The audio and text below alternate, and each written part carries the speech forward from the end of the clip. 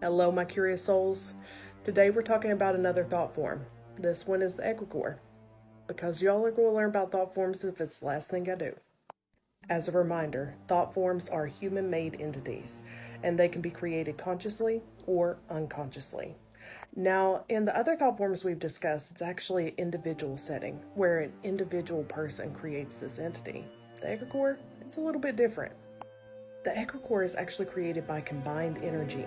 That means that it would take more, typically, usually, than one individual. Not saying anything's impossible, but that means maybe a few people coming together, and the most simple way is that they consciously decide that they want to create an egregore. So they focus their energy together in order to create this entity.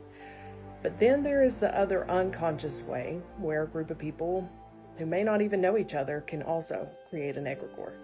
Let me give you a couple ways that we have experienced this through investigation. The first and foremost would probably be urban legends. And most of these urban legends are fictitious. There is not any kind of proof to support that the history or whatever the story is being told actually happened there. And this is an example of an unconscious way to create an egregore. So there is someone who maybe made up this tale at some point. They tell someone else and it spreads like wildfire. Next thing you know it's in the city, it's in the town, it's in the state, and it keeps spreading. That collective energy can actually combine together to create an entity and the experiences of that urban legend at that location.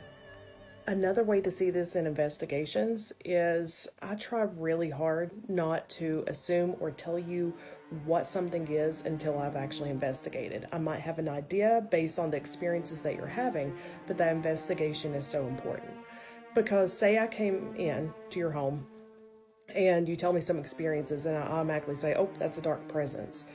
And really either maybe you have no paranormal activity going on, but I've already told my team this is what's happening, I've told you that's happening, and then all of a sudden that collective energy creates a haunting you didn't have. But say you did have something in there, and it was just some residual energy, someone who lived there in the past. Well, I've told it at that point it's actually something darker, so that could give it the ability to actually morph even more into that form. How can you help prevent an egregore? Well, first and foremost, if you come across a story or an urban legend, before telling someone about it, do some research, see if there's any truth to it. Or if you are going to tell them about it, at least insert some doubt, saying it may not even be true. Especially before you post it on the internet, for the whole world to give you some collective energy in order to create an egregore.